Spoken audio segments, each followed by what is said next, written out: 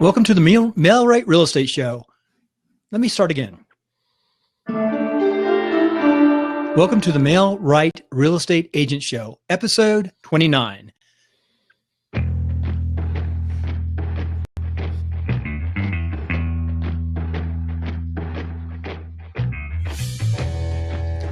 Today we have special guest Greg McDaniel, but he's running a little late, and I have to go up to a Chase International party up in the Lake Tahoe, which is going to be interesting because there's a little bit of snow going on right now. So we're going to have to go the long way up towards Carson City, throw some stuff at Jonathan, and going up the hill. How's that, Jonathan? That was great, Bill. That's why I'm all dressed up, sort of. Well, hopefully Craig will be joining us. He did text me. So, but because of Bill's exciting journey up to Lake Tahoe, we need to get on with things. And you're looking very dapper. Oh, thanks. So what we're going to talk about in this episode, we're going to talk about Bill's beloved wife, Karen, and she's an agent with Chase. She's also a broker, and she's got enormous experience. And we're going to talk about why she should be formulating a marketing strategy plan of action right now, and what should be the things that she should be looking at, and what are the main areas should be in that plan. What do you think, Bill? Yeah, we're doing that right now, and I'll tell you what, I wish I had. Well, let me do this.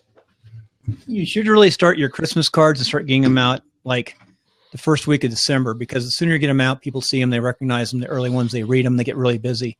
We're behind again this year, but this is the insert that goes inside our little Christmas card. And we're getting those out left and right now. So we didn't do that right this year. I mean, I don't. It's interesting. Yeah. So, but towards what to do too, we're also going to start looking at money left and right, and that's what needs to be done. So what I'll do is, well, what we're doing right now is we're looking at tying up ends. Karen lost a really big listing the other day. She shouldn't have. It's a huge house, and the owner promised it was going to happen. And the owner, out of the blue, decided to go bankrupt, and they went to attorney. So the attorney brought in somebody who is like new into real estate, and this is unbelievable because I don't know the laws in Nevada, and I'm not going to practice law. But the in California that wouldn't happen. You would hold on to your house. You wouldn't sell it pre-foreclosure. But I don't know the laws here. But anyway, that said, yeah. What we're doing this year is we're planning our finances first. Then we're planning it's kind of tough to plan out the new campaigns because the world is changing so fast. Yeah. Would you like some ideas? So Yep. I'm, first of all, folks, you should be doing this. That doesn't matter what your budget is, even if you've got a non-existent marketing budget. It doesn't really plan because one of its purposes is accountability. He wants me to email him the link. So I'm sorry, folks. Can you?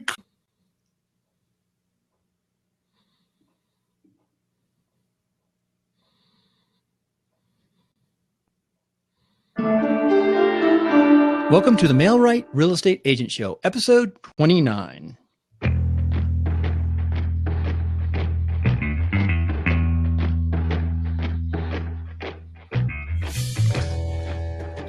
Welcome. Today we have another special guest who showed up, Greg McDaniel. We all know Greg. He's been back. He's from the East Bay. He's one of the superstars of real estate, been around forever for a young guy. This is why I like you guys so much. You guys make me sound so good. Thank you. I appreciate the phenomenal intro. Oh, thanks, Craig. You're always a fun guest. You're always we look forward to when you join us. You always got fantastic insights. And I'm all dressed up to go to my wife's black and white up in Lake Tahoe at State Line with Chase International. Oh, very nice. It'll be nice. So I have to leave in about 5 minutes after the next break, or she's going to shoot me. All right. Yeah, she will. She will do. She might come in and do it right on the air. So what we're going to discuss, Craig, on this episode is the importance of having a marketing strategy plan for 206. Mm-hmm. Right? You probably should have done it by even now, but before now, but you should really be considering it. And I don't care what your budget is, even if it's the most smallest budget, having a plan of action means that you having it written down, you're probably going to stick to it much more than if you didn't have a plan. What do you think, Craig? Oh, well, 100%. You need to have some sort of plan of action, but the most important thing you need to do is this thing working? Yeah, it's on. The most important thing you need to do is that you need to have a life plan first, not a business plan, a life plan. How do you want to live? Where do you want to live? How do you want to dress? Who do you want to interact with? And then when you figure that out, then you figure out your marketing plan and your business plan, and you fill in the gaps. Because so many times what people do, and this is such a shame in my personal opinion, is that what they do is they go and I'm going to double my business. I'm going to do X. I'm going to do Y. I'm going to do whatever it is. But then they're freaking miserable because then their wife doesn't see them, their husband doesn't see them, their kids don't see them. They grow up, orphaned and on the street, and everybody, toothless and losing their hair because of stress. And I mean, I joke around, but the truth is that most people, all they do is they focus on their business plan. It's important, it really is, but you also need to figure out how you want to live your life, because you only get one go around on this ride called life, and you better enjoy it. Otherwise, there's not a single person on that's in a retirement home or on a deathbed that goes, God, I should have spent more time at that office. Good choice. So yeah, that's a good point. But I there's obviously a business, but I'm talking about kind of subset. I think having a marketing plan every quarter, having some figures, having some idea, which bit is getting the best return. I also a believer in the third, a third, and a third. I personally, and I love your feedback about this, I personally wouldn't want all my eggs in one basket. Right. I know a lot of, I know if you've got one particular area that, like, every dollar you put in, let's say you're getting $2-3 back, it's very tempting if you've got the budget just to double it, because you're going to get a $6 return. But I think you need to think about that, because what happens is, in the end, that dominates. You're getting all your referrals from one source, and I think that's a bit dicey. What do you feel about that? I agree, Jonathan. I think you're 100% correct. What I coach and I train on is that you need to have, I like to have at least 7 pillars of marketing. You know what I'm saying? So instead of having one, just working off of one referral source, right? I'm just a referral agent. That's what you're talking about, right? That's your question. Sorry. I understand. That's your question. Is what I'm understanding? You want to have more than one peer or one area to get leads from. Is that right? Yeah, it's I was talking to an agent yesterday, an experienced agent in Reno, and he puts in about $1,000 into Zillow per month, and he gets every dollar he's been putting into Zillow, he's getting $3 back. Well, that works. And then he gets about another third from his referral network, and then also he's doing some Facebook advertisement and some other forms of marketing, and that was making the other third up. So he seemed and he had quite detailed figures from the past 4 years. But he was quite impressive, because he was roughly doing the third, and the third. Right. So what I would do is I would do a high-tech, high-touch campaign. I would try to leverage the high-tech, like blabs and everything else, with the traditional high-touch marketing arenas, doors, calls, sphere of influence, all of that. I would also start, leveraging some great apps. And instead of buying Facebook ads, you can go create a video or something and then boost it to your audience or friends of your friends, or an audience that looks like your audience, your friends, right? Now, it's going to cost a fraction of a cent compared to what the Facebook advertising is going to cost. Well, that's the one area. There's a couple little areas that we disagree on a little bit, and one of the areas where we slightly disagree is I'm much more of a fan on Facebook paid advertisement than what you are, because. And do you think, is that you're just not a fan, or is it because in your particular region it has become very, very expensive? I'm not a fan because of my particular region. We're rivaling Southern California pricing. So if you're in an area where it's more affordable, I mean, we're like $35, for a lead now. I mean, that's stupid money. Yeah. I would rather spend 10 or 15 bucks and post it out to friends of friends and everything else when it's a video of me talking. But yeah, I'm not against it. We've used Facebook marketing a lot, and it really does a good job for us. But you have to have the right call to action. You have to have the right lead magnet. What I do for free is I take and I post a video about an upcoming property. I'll put it behind me and I'll turn the camera around and I'll pan around like this so they can see the property, moving it nice and slow, talking about how great it is. And then I tell them to call me, text me, or Facebook message me if they want more information. Then I tag all of my team, my lender, the homeowner, their kids. I mean, as many people as humanly possible. It exponentially explodes that data out into the Facebook world. Now, the little trick on this is this. I usually get about 1,000 or more views per video now. I started out like 200-300, and I was pretty happy, rapidly escalated. And I'm getting, 1,000, 1,100, 1,200 views per video. Now, I have a little fun trick on this, which is I was just about ready to go to bed one night, and and my video was at like 990 views. And I'm like, oh, heck no. I am getting my 1,000 views. So I'm like, how do I do this? How do I make people see it again? So I'm like, okay, well, why don't I just unlike it and then like it again? Bam. Before I even went to bed, I had over 1,000 views. Yeah. Just a little trick on that side. You actually told us that, and I've actually written it. The last time it was excellent how you gave us so much information. But I actually wrote some very extensive notes, and it's part of the notes on the previous episode you joined us. Oh, good. So we're going for a break, folks, and I'm handing it over to my co-host, Bill Conrad. Well, that means it's time for a commercial, and the commercial is mine because I'm running up the hill to the Chase International Real Estate big banquet up in Lake Tahoe. But my product, of course, is the website, and right now there's a special deal with affiliate account with SiteGround, about $3 or $4 a month at 60% off. You can get a single license to set up your own website with a domain. That's a really good deal. So if you go to netcasting101.com/resources, you'll find it at the bottom, and it's a great deal. And the other thing I'll throw in is Netcasting 101, the new course I'm putting together, along with an hour of my time to build your website. But you're going to have to pay like $75 for that. But that's sort of 2 Christmas deals. I just started this deal right now. I'm going to take about 10 people, and that's about it. I'm going to do it over Christmas because it takes me a while to build each of those blog sites. And KarenConrad.com is a good example. Well, with that, Jonathan, let's go back to the show, and I'll be going up the hill. Right.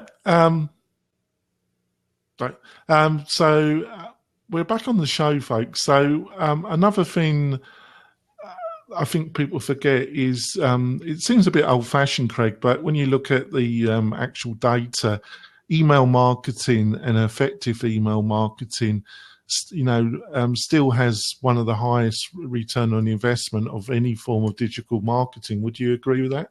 If it's done correctly, if you have if people want to hear from you and you're doing content that is entertaining and educational, I think it is. It's still a very valuable way to communicate with people. But if you overtouch them or anything else, Bill, see you later. Bye. He's gone. If you over communicate with them, like anything else, like if you're at a cocktail party and someone just kept coming up to you and talking to you, be like, go away. So strategically, absolutely, I agree with you on that. If it's good content, it's well timed, and it's relevant to them, 100%. Well, funny enough, he's gone. But I was going to actually, I think we could ramble a bit. But what I would like to do is kind of pin it down a little bit. So let's look at Bill's wife, Karen. Now, Karen, just for the folks that are going to listen to the show and are also part of us on this blab, Karen has over 20 years experience. She was actually a broker agent in California. With Bill, they moved to Reno 2.5 years ago. She was just practicing a little bit, and then she decided about slightly under a year ago to join Chase International, and she's starting as just a broker agent associate with Chase International. So she's got a website, folks. It's KarenConrad.com, and Bill has been helping her considerably with that website, Craig. Mm-hmm. And it's a basic blog site. She's been doing a lot of open houses. She's been quite consistent on the open houses. She's been building relationship with the other brokers in Chase International. She's been getting some work from them, and she's just starting to actually deal with some clients directly. So her reputation is very slowly but gradually building up. I think she's on her third or fourth actual transaction that she's dealing solely on her own. So what, if you're in her shoes, what kind of marketing strategy would you have for her in 2016? How old is she again? She, I don't know. I never asked Karen. I think she's in her either late 40s, early 50s. Does she get technology? I mean, would she understand a blab? She's getting more engaged because of what Bill has been doing for her, and also I've been assisting a little bit. Mm-hmm. But mostly Bill's been doing it because she's been getting some results from the website, from the social media. She has been getting a bit more engaged directly with it. Okay, I mean, there's a couple of things I would do. I would do high tech, high touch. That's kind of my thing. I truly believe that is a way to touch people in multiple different ways. I was actually just on another podcast, on my podcast, and we were laughing about how people say, I want to poke you, drip on you, or touch you. And when it comes to marketing, you're like, okay, that's the most disgusting thing ever. I do not want to be poked, touched, or dripped on. That's nasty. But the sounds quite interesting to me. Yeah, you're like, well, hello to you. What I would probably do is I would communicate with these folks in multiple different realms. If she's getting a good reaction from the social media side, I would continue to do that. But I'd also do some sort of off media opportunity. So if they could rate an open house or rate a value that she gave a listing, get the opinions of the different people out there. What do you guys think of the value of my home, of the property I listed? Get the engagement going, get the communication going, start doing some video about the property. There's a website. Home Buzz. It's just came out. It's not in every market. It's an app, and I'm having the guy on my show. It's about how agents, I think it's agents or homeowners, but I know it's just agents, can go to any property and rate the property. Like, is it listed correctly at the right price? And then it averages you on if you're right or not. I think that will be a really good way for her to do a high-tech, high-touch blend when it comes out to her MLS area out there. But I would only add on to her strengths. So whatever she's doing now that's working, do incremental growths on that so that she can steadily grow. Because the last thing you want to do is give her something that's going to overwhelm her, right? She has a couple of listings. Let's see what her workload is. Let's see what she's comfortable with in the marketing. That would be my recommendation. And what I do with my clients is my coaching clients is I always figure out what they're really good at. What's their secret? What's their secret sauce? What makes them tick? What is something really Jonathan is really good at that I don't know about? And then I'll come up with a way to leverage that both in high tech and high touch so that you can do something tangible, but you can also do something that's out there for the world to see. Because she's going to do it. If she likes it, let's say she's really good at cooking. A lot of folks are really good at cooking. I never knew they were. Do a little something on cooking, but do it in an engagement way. Like, do a cooking blab and communicate with people with your logo on the screen. I mean, just small things like that, or do snippets and small shots that you can upload to maybe something like Animoto, the free version of that, and you can show how a recipe is made, very quick and concise with nice little pictures, and get people to go, oh my God, what was that? That was a chicken terra. I don't know, it's a piece of chicken, but that's some just general stuff that I would really, I would start to talk about. But so I think Shannon actually has a question here. Really good in short sales and property tax. Yeah, I don't know about short sales.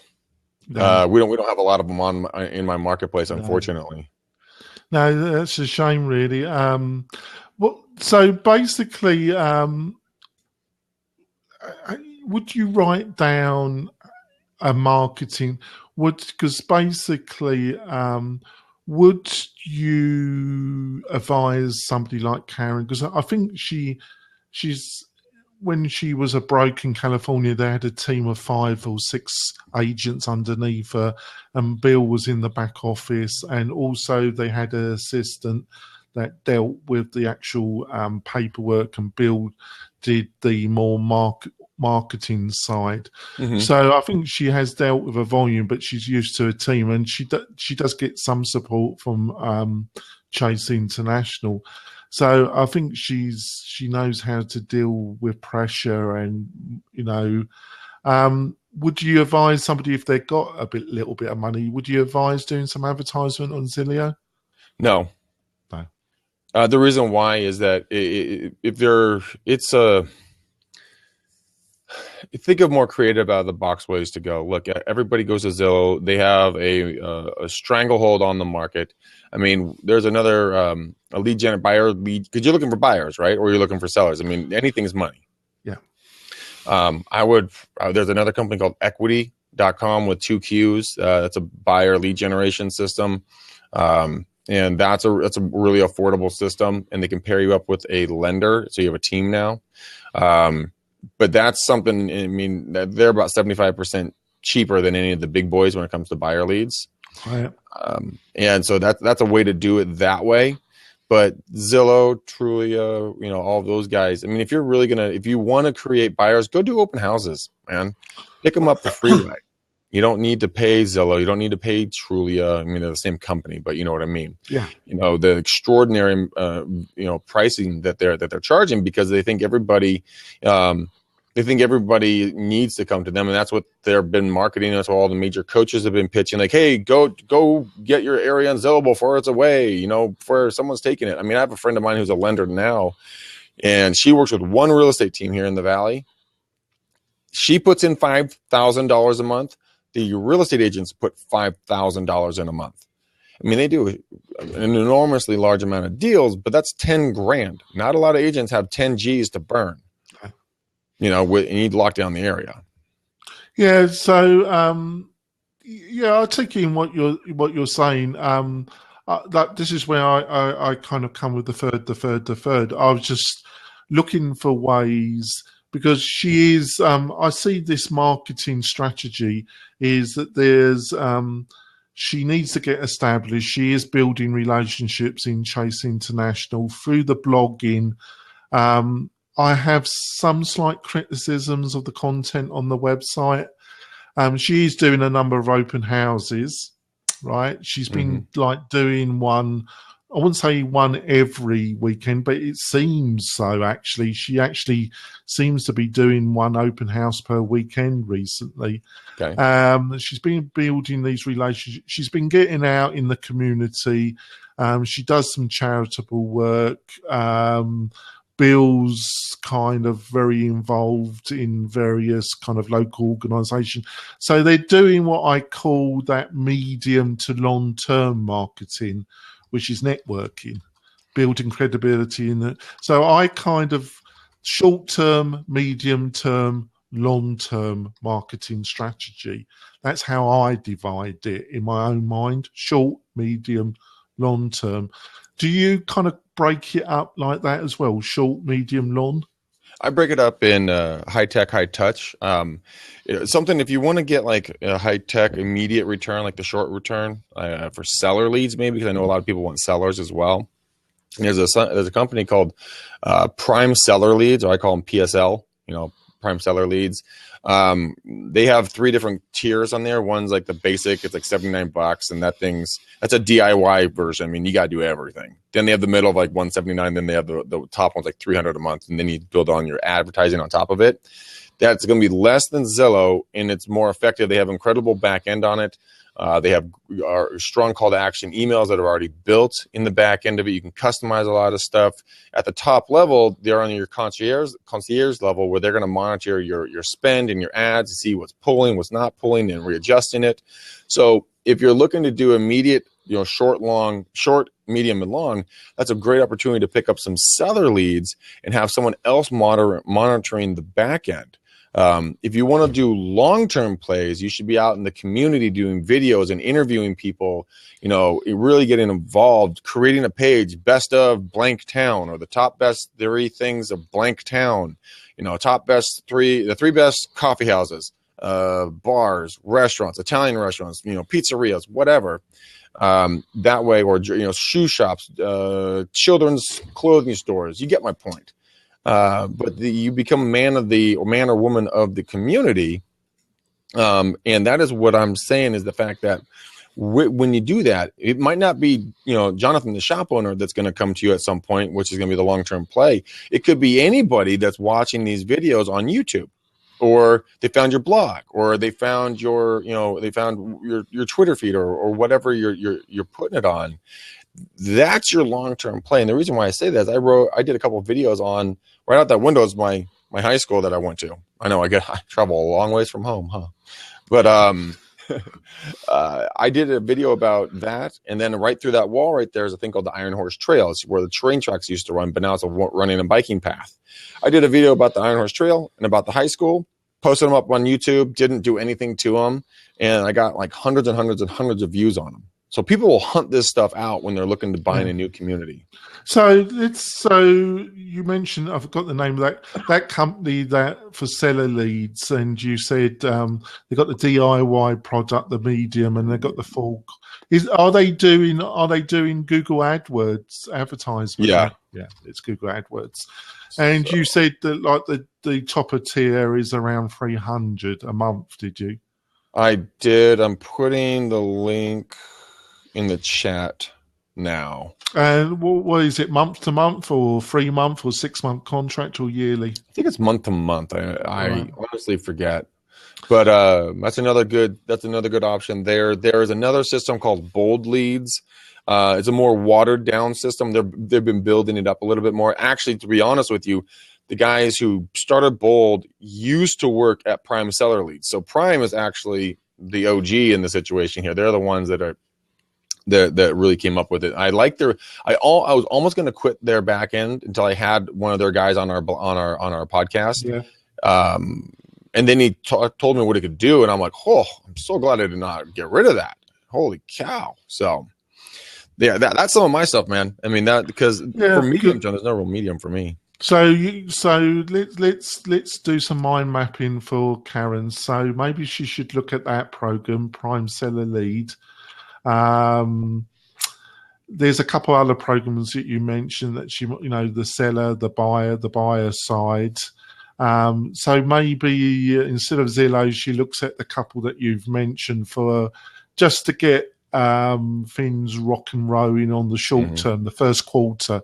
Do you think if she got her and Bill looked at the 2 to 3 that you've mentioned, that how quickly do you think in the first quarter, if they went into that, they would start getting some results? Oh yeah, absolutely. The equity, it's $199 a month for the agent and $199 a month for the lender. That thing will be turned on immediately once everything's up and running. You'll start getting leads right off the bat. I'm using them. That's why I'm a proponent of them.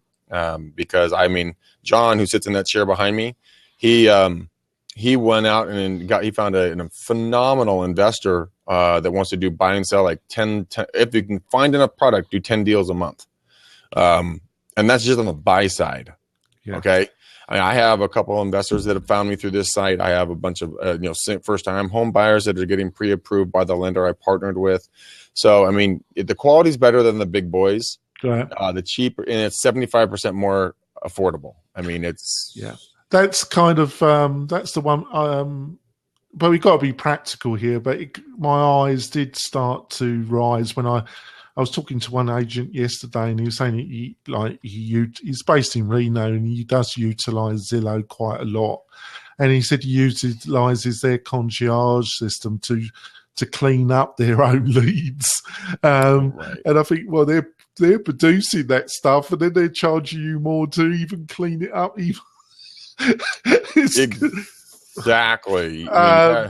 Be careful what you look for. I mean, not all the time is it better to have more leads than quality leads. You know what I mean? Oh, quality is the name of the game, isn't it? Oh, it's a completely the name of the game, because I don't want 60 leads which are crappy. I would rather have 4 or 5 leads that are solid that want to do something, because that'll keep you moving and shaking as a single agent or a small team. I mean, plus in the end, when you get them in contract, and then you're going to keep that lead flow coming through, so it doesn't overwhelm you. That's my personal belief, because I have a ton of tabs open on the top of my screen here, and I have 2 of them are lead generation, and I'm paralyzed because there's so many of them. I don't know who to call first. And it's analysis by paralysis. Well, there is a lot to choose from. So you're giving some good reputations there. So what kind to utilize these? Let's call them your first quarter, or your first 2 quarter quality lead generating mechanisms. What kind of budget realistically do you think the agent's got to have to utilize some of these systems? Well, it doesn't even have to. They don't even have to have a system. I mean, if they wanted to have no budget or low budget, go get open houses from top producing agents. Go write them a letter. Go take them out to a cup of coffee. Introduce yourself. Show them what you would do for them if you were to hold an open house, like with feedback and everything else. You'll get the open houses. I mean, that's where you're going to get clients for no cost. Do door knocking in a community. If you guys are in Reno, it's probably snowing and cold. You don't want to do door knocking. Why don't you get on the horn and call people that you did business with a number of years ago? If you haven't done it, go get on the phone and go talk to 5 people a day that are in your sphere of influence, and ask them out for a beer, glass of wine, a snack, or a cup of coffee. Your budget's going to be really small. I had a guy named Justin Moy on my show. He's a millennial, young guy, broke as a joke. Okay. But he was giving us tips on how he could get ahead without paying anything. He would do coffee dates, like I'm try to do them every day. But his trick was he would get there early. He bought one of those reusable Starbucks things, right? He would just have them fill it up with water, okay? And just sit there and just drink water. Everyone's thinking he's drinking coffee, but he's just sipping down water. But it's an opportunity. Like I said, if you don't want to spend anything, but you still want to connect with people, go do your fake coffee dates. I mean, something like that. Go sit at Starbucks. Go buy a cup of coffee. Go get a little placard that says, answering real estate questions, or ask me about real estate, or something like that. Sit there, check the MLS, do what you got to do, drink a cup of coffee. The refills are 50 cents for an hour or 2 hours a day. You do that 3 to 5 times a week. They're going to start noticing you. People will start coming up and talking to you. I mean, these are some things that you can do to pick up buyers or sellers in a place where you're already known. Yeah. So we've covered the short. Now we're on to the medium, 6 months to 9 months, maybe. What do you see as medium strategy, as I call it? It'd be the same thing as the short, but because when you're doing your immediate conversations with people who might be doing something now or down the road, you only have about 3% chance of actually talking to someone that's going to do something right now. It's going to be 3 to 6 months. So that middle term, it's all about filling that funnel, filling that bucket. The more that you fill that bucket, the more people you talk to, the more areas that you're going out and getting in touch with people. That's how you'd want to do it. I was coached by a guy named Dick Ward a number of years ago. At his height, he was doing 2,500 deals a year in his team. 2,500 deals. That is a big number. And do you know how he started doing this, Jonathan? No, you're going to tell me, hopefully. No, I'm taking that home. I'm going to go. I'll see you later. No. So what it is that he went out and he had no money. And so he just started handing out 25 business cards a day. He would count out 25 business cards, take them, hand them out to every human being he came in contact with. And it took him about 6 months. There's our medium. And I said, okay, Dick, how much business did you have then? And he said, let's close in about 14 deals a month, about 30 deals in the pipe, plus a huge backload. And I'm like, holy macaroni. Okay. And I know this to be true because if for a very simple opportunity for business is what I did is and again, I'm an agent. So as soon as it worked so well, I stopped doing it naturally. I would do an hour of calling, like hour of phone calls a day. So I would reach out to about 125 people using the Mojo triple line dialer. And then I would go and I would follow up with 5 people, 5 prospects a day. That's it. That was my marketing for the day. It took me about a week and a half to get so overloaded on work and appointments that I literally had to stop doing it because I got so overloaded. I mean, so that's what I would do to continually keep that pipeline moving. That would be my suggestion.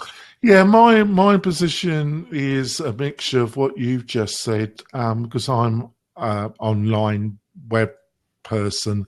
I'm not an active agent, even though I've immersed myself heavily in the culture this year. What I would classify as medium strategy would be what you've just said, basically getting, a continuous link to the short-term strategy where we were talking about these buyer-seller resources, plus doing my own, doing open housing, building my credibility with more established agents.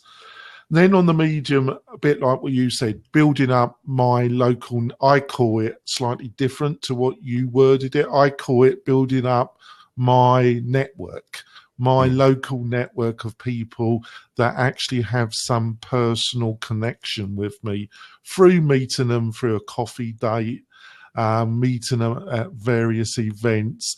And I'm trying to build up in that medium term a network of people that if they heard something or they had a friend or something, you would feel that they would, as long as you're keeping yourself in front of them, would refer to you, right?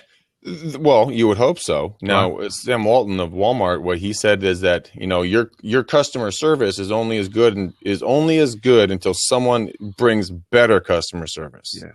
So if you're in front of them, you better be bringing them customer service. If I know that I know you're a huge online guy. Let's say I went out and I found an article that would pertain to what you're doing, and I brought that to that coffee meeting. That's customer service. That's value. If you're a huge dog guy or car guy and I see an opportunity, I go out and research something, and I go to LinkedIn and I go to a group and I pick out an article about something and print it out and bring it to you. That's value. That's customer service. That'll keep you moving in front of them. Now, when it comes to the actual digital side, what I call medium is I think one of the areas that people don't understand, and I was actually listening to a blab, and Jay, I forgot his name, he's wrote a number of marketing books, and he was doing a blab, and he's just pushing his next book, which is about how in this age of social media that your biggest resource are those that complain the most and turning them around, right? Mm-hmm. I don't totally agree with his position, but I understand where he's coming from. But what I'll get into is on the medium strategy. I think what people are saying about you is more important than what you say about yourself. 100%. So I think having a system of proactively getting good reviews on online review sites, people saying good things to you on their own local blogs, getting good things said generally in digital media that people read in your local area or go to around the subject of property is pretty important around that middle strategy. Would you agree with that? Of course. I mean, your online presence is very important. Your online footprint is very important. So keep your nose clean. Don't get in debates about religion, sex, or, politics. You're going to lose, or you're going to tick off somebody down the road, and that's going to taint your online forum, right? And the really interesting thing is that I'm getting a lot of really good feedback in what I'm doing on LinkedIn. That's another opportunity, great forum that I never really explored. and I'm posting my articles that we're writing on Inman News. I'm reposting them with the links to the videos on LinkedIn, and then meta tagging them for the real estate. But if you wanted to do the medium, and again at no cost, yes, do a video, write a little blurb about it, post it to LinkedIn, and it's another way that it stays alive out in that. And then hopefully when it comes to word of mouth, you can, write, people start interacting with you, say, hey, look, if you wouldn't mind, would you mind putting a testimonial for me on my LinkedIn page? I have, I don't know, a couple thousand people on my LinkedIn page that I'm connected with.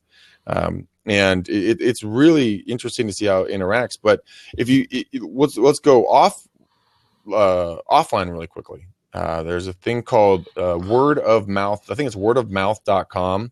And it gives you ideas if you don't have a good idea on how to stay top of mind or have people start talking about you. Give you tips, tricks, scripts, ideas on how to have people start talking about you. It's just fun stuff. You can be on their newsletter. They'll send you things. But it's a really easy way if you're like, I don't want to think about how to have people keep me in mind. It's too much. I'm not going to do it. Very simple, guys. Very, very simple to do. So. Yeah, that sounds great. But I do feel that you've got to be more proactive about trying to obtain positive reviews without making them up.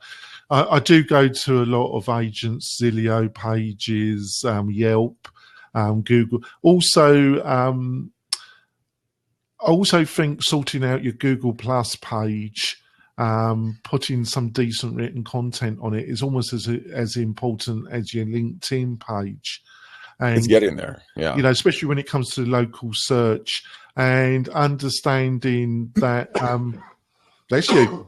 Thank you. And understanding a little bit about how local search and making sure Yellow Pages, Merchant Circle, all these third tier kind of directory sites have all the correct details, and there are services that can set all that up for you, or there's somebody in the area that probably can do it for you. I think people, I've got to be honest with you, I think people do read the Zillow comments, and they do read what's said in Yelp, and they do read what's online, and I do think it influences them. What do you think? Oh, I agree with you. Don't get me wrong. I believe the question, and maybe I misunderstood you earlier, the question was, would I do Zillow advertising? Is that what you asked? No. It's more about getting people, people that have worked with you, really trying to encourage them to leave positive reviews. Oh, that, yes, absolutely, 100%. I'm 1,000% on board with you on that one. You do it at the closing table. You send them a link in their email. Hey guys, thanks so much. I'm so glad we got you into this house. I know it was a real estate transaction, so it was a little bit rough at some points. But if you could leave me a positive review, that would do wonders for me. I can help more families like you. You can also you send them an email if you want to create a Yelp, a LinkedIn, and a Zillow review boards.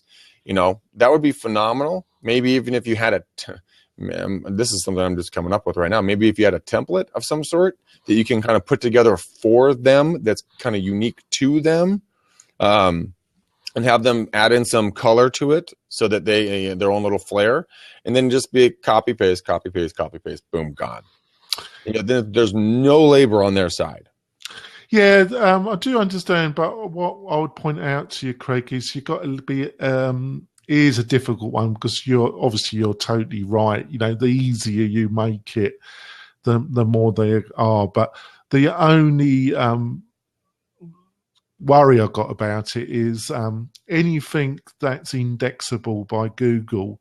And I need to clarify how indexable the reviews on Zillow are. Is it an enclosed system or is it open for indexing?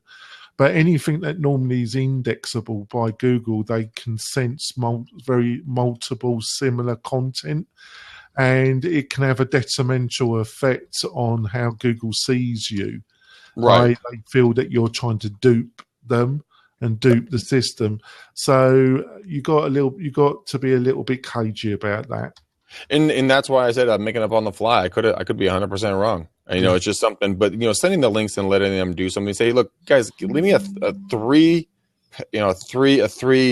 sentence review. I mean, I don't care. Just something short and sweet. I worked with Greg McDaniel from the McDaniel Callahan team. He was amazing. We got the house we love. Thank you so much. Boom, done.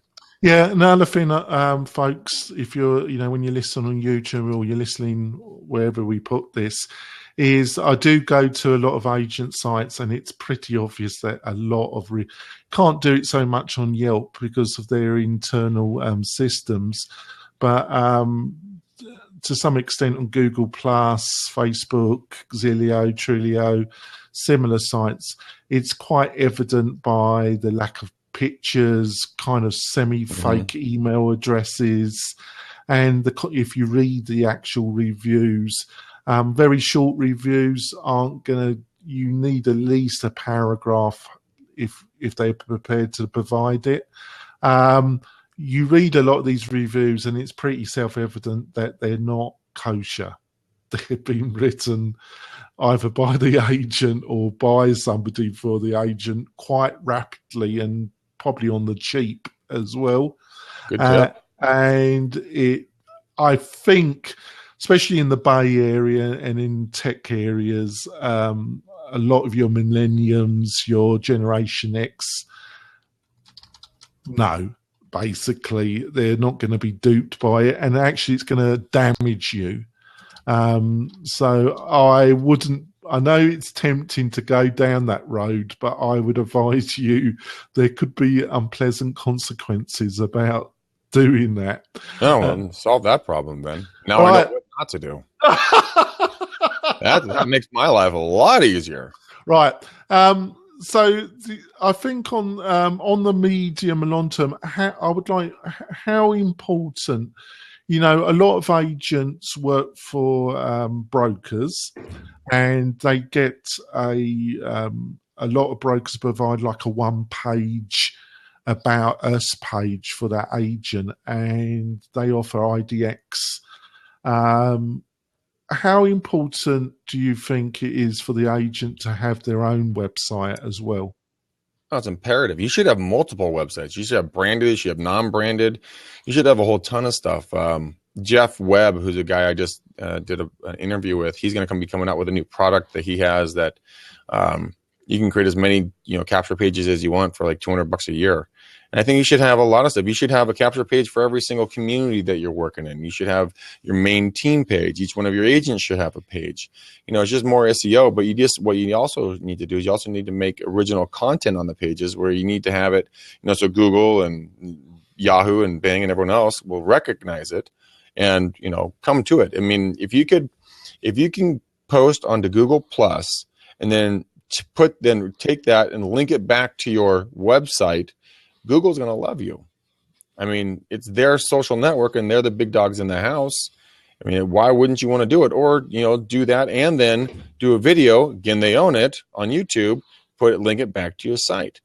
Yeah, do listen, folks, to what Craig's saying. But I think the other key word is don't be overwhelmed. It's just having, and this is one of the reasons why I think writing down a marketing strategy and write down what precisely you're going to do daily, weekly, monthly, quarterly, 6 months, year is important, and what your objectives are, and have realistic objectives, but try and link it to like quarterly, 9 months, yearly. I know it's a bit of work, but it's not that much. You can do it in a spreadsheet, and there's even some web-based products that help you do this as well. But what I think, once a month, going back to your Google Plus page and updating it, at least do it once a month, and put some videos on it. Just change it, add to it. It's not a lot of work. Well, for Google Plus, why don't you just do a Google Hangout? Record a Google Hangout. It'll upload to your page. You do it once a month, and then you can have some good new content there, and you don't have to do anything. It's just there. That is, I think, for actual people visiting it, one of the only problems is unless you're going to have it annotated, annotation, one of the things is that Google really is heavily orientated to textual content, where we're more about video, about images.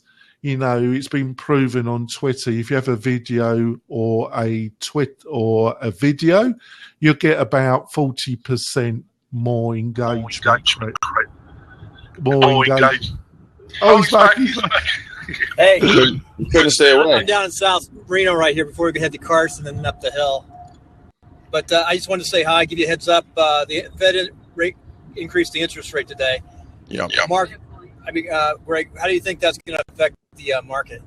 I think it's going to probably slow us slightly, but who knows? We're going to see what the prices are going to do.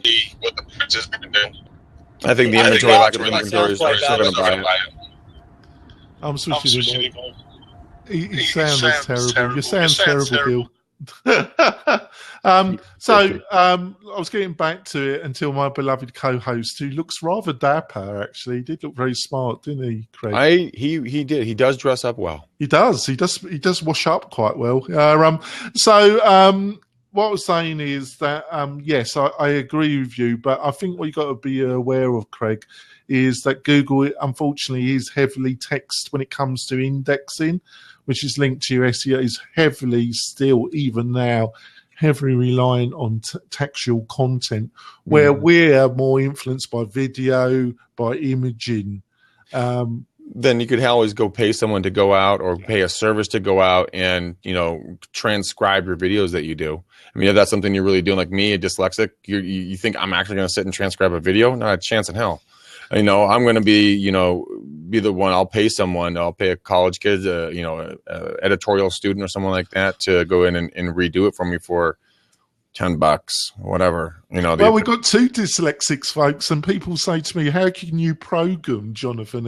And I can tell you, folks, that programming is much more logical than English. You couldn't be more right on that. English is not a logical language, folks. You're just lucky that biologically you were wired and you just got it. Most people still don't get it. Let's be honest; they still screw it up, right, and let them massacre the language. But again, it's a blend of everything, and who knows how to say it really right. It's a very flexible language, English, but it's a bit of a mess, folks. I see that as the medium.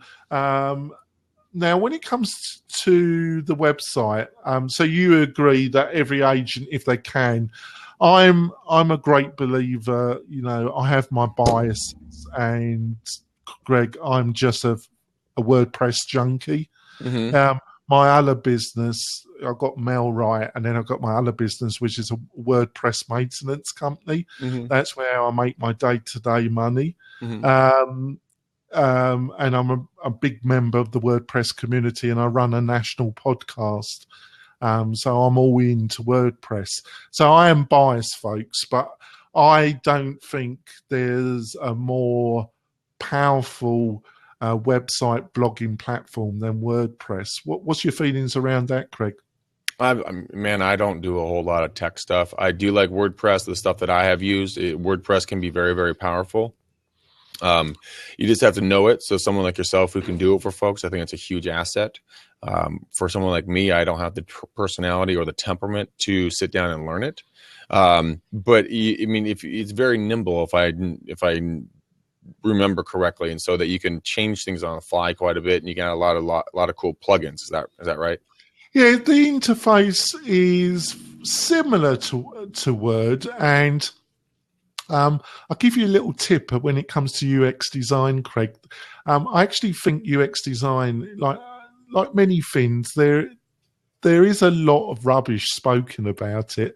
And UX design is normally good. UX design is linked to people's experiences, and most people's computer experiences around using Word or Excel.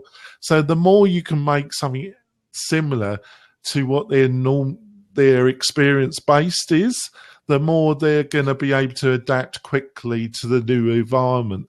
So a lot of UX design is kind of basing it on what the client base is previously used to. Mm-hmm. So, of those breeds, WordPress is one of the more simpler ones. There is a learning curve though, and it can be a bit daunting.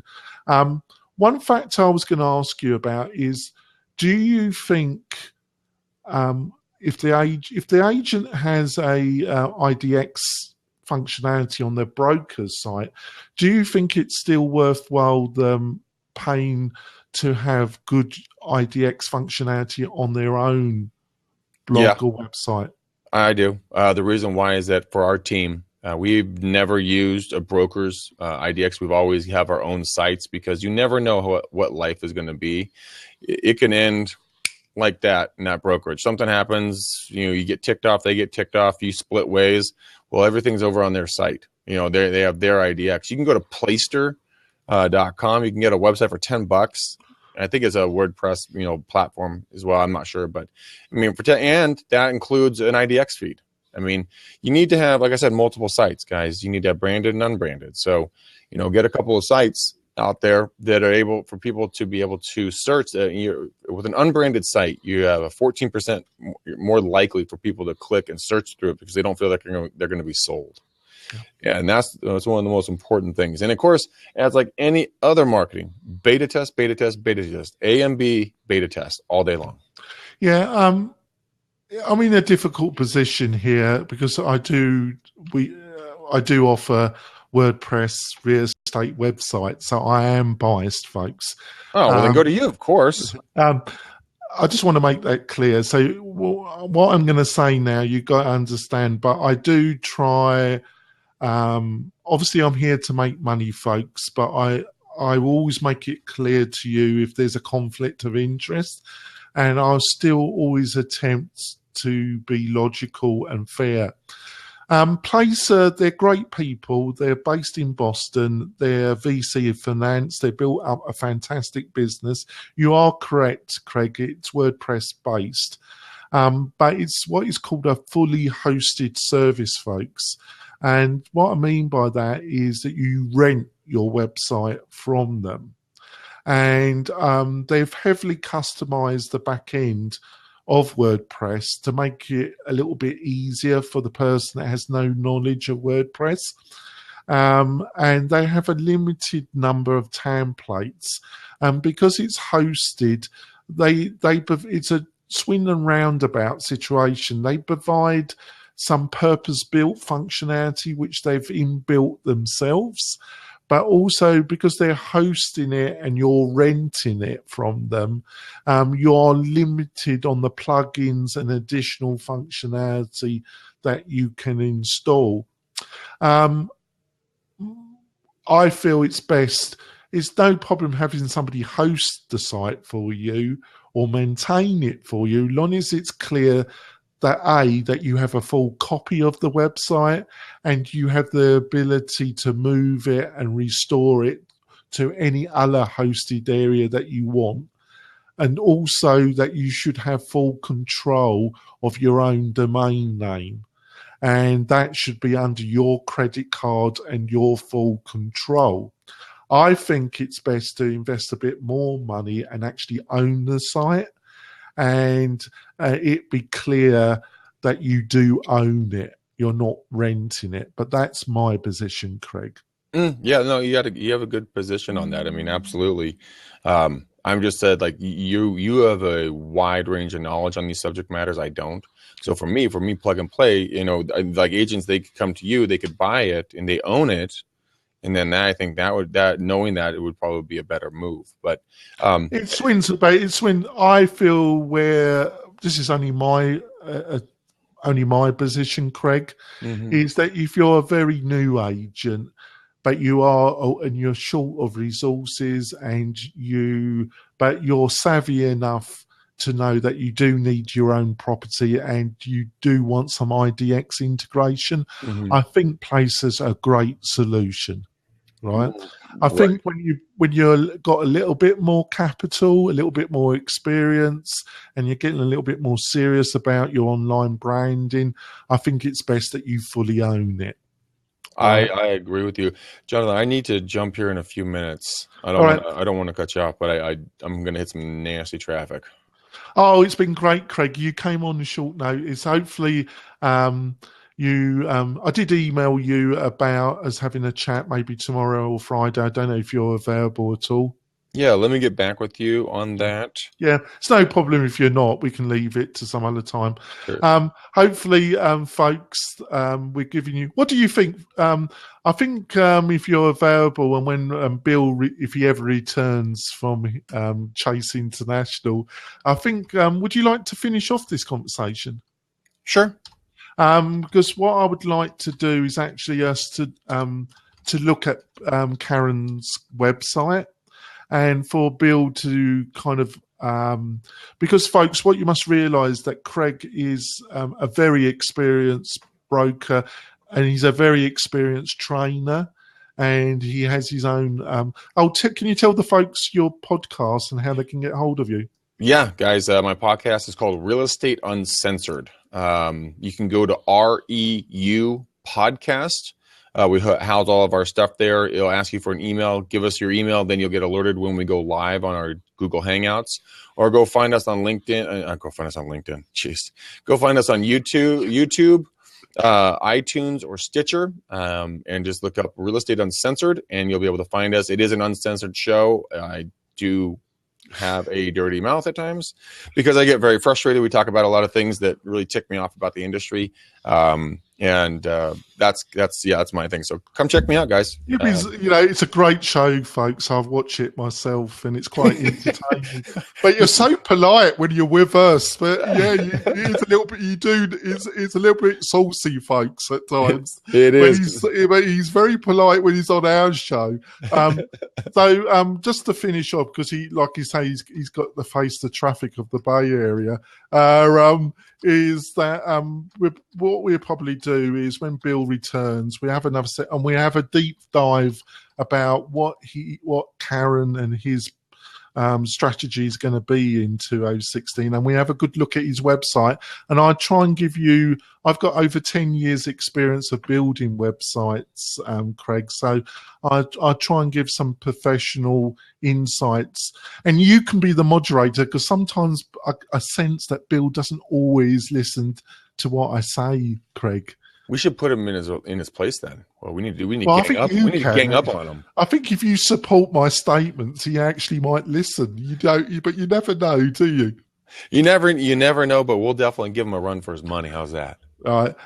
So hopefully I'll speak to you tomorrow night. If we don't speak before Christmas, I want to wish you, your family, your friends, a great Christmas, and I hope you have a very, very profitable 2016, Craig.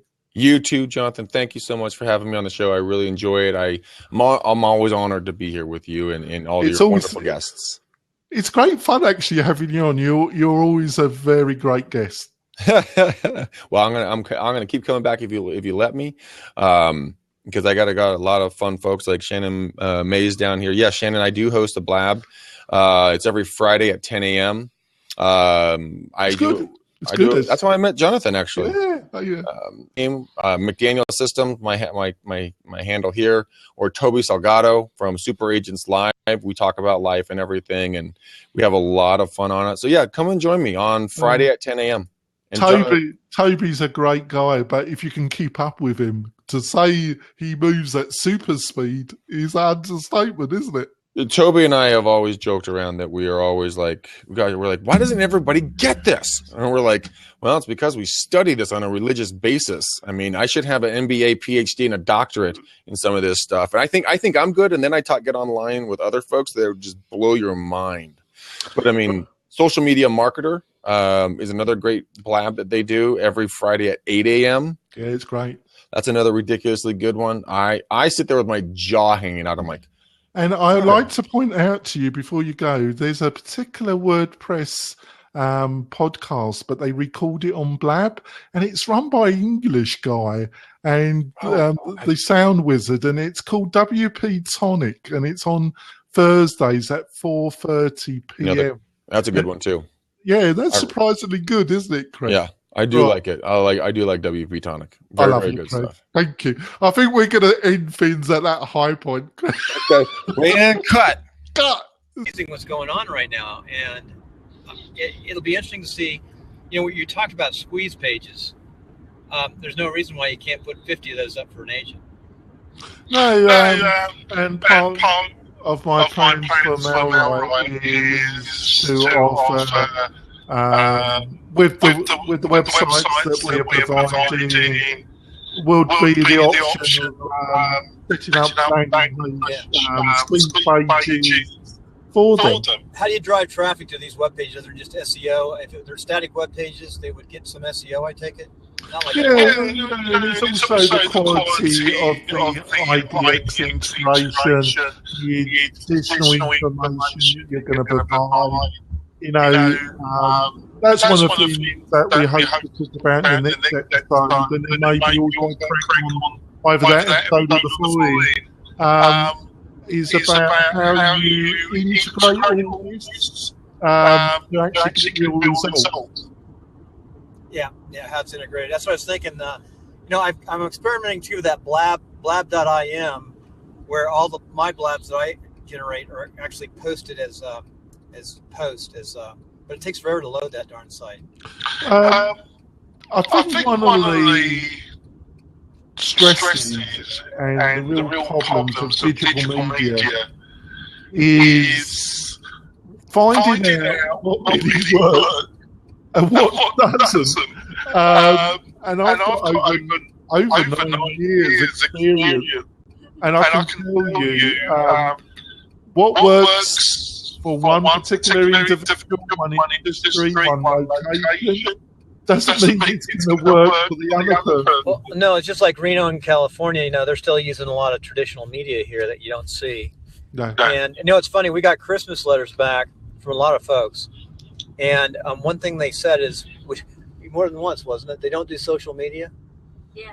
Because you know, I hit them on like LinkedIn. It says, "Thanks for everything, but we don't do social media." It's coming off of LinkedIn, probably. Some people do. Some people don't. Off our mail list. Obviously, I think when you're talking about millennials, Generation X, and early baby boomers, and late baby boomers, as you increase the age, normally involvement. Right. But I say that when you look at the Facebook figures and who are utilising Facebook, it doesn't really support some of the statements I've just made. You know, some of the heaviest users are women over 55 on Facebook. Right? And I heard Twitter is about women over 40. The highest. Yeah, it's quite surprising, isn't it? Yeah, and Twitter's getting really good if you understand how to use it. Chris Smith and his partner on their last show, Curator, they did an in-depth episode about Twitter and how they're using Twitter advertisement, and they're getting some impressive results. How are they targeting Twitter advertisement for real estate? It's really the data which Twitter is providing is not as mature as Facebook, but it's getting there. So you can really target particular audiences, very similar to Facebook. But about a third of the cost at the present moment. And I would say it was effective in more populated metropolitan or suburb situations still. Hey, FYI, I just put it up. You know where I am right now. I can't believe the traffic in Carson City right now. Terrible. Now you're coming. Amazing how crowded. You know what, folks? We've lived here a few years, 3 years since I got out of the military. And the traffic has tripled, it seems like, because there's so much growth over here because of all the plants and industry, and it's crazy. Yeah, it's beautiful. But you don't normally leave your man cave for days, do you? No, not this time of day. But you can really see the traffic growing. Especially, where are all these people going to Carson? I guess they're heading down past Carson City to the south.